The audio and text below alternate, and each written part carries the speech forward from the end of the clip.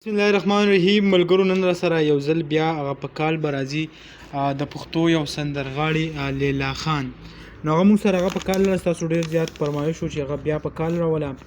نو لیلا خان چې کوم دی په کال راغله خو ډایرک به ترې تپوسونه شروع کوو او پیله لیلا خان ستانه به دا تپوس زمونږ وي چې آیا تا مینه چېرته کړې ده؟ مینه ما نه ده کړې. نه خیر رښتیا ووایه. نو ما نه ده کړې.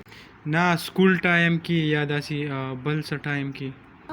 سکول 4 کلاس کې وم نو هغه ټایم آی تھنک چې ما سکول ټایم کې خیر هغه خو ډېره وړه وم. نه خو خیر بیا هم که هغې نه. نه پس ما مینه نه ده شوې. ښه رشید خان ستاسو ډېر زیات غټ پین دی.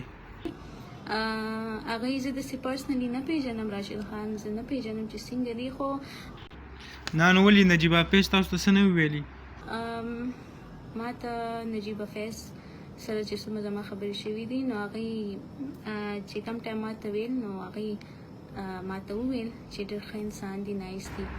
ښه نو ولې ستاسو ملاقات چېرته نه دی شوی؟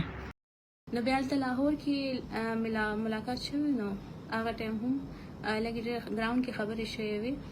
نو نجیب حافظ په وینا باندې ما راشد خان دپاره ویډیو کلیپ جوړ کړی ځکه چې لیلا خان ډیر زیات خلک وایي د ارباز خان سره د لیلا خان واده شوی دی. نو په دې باره کې به ته څه وایې؟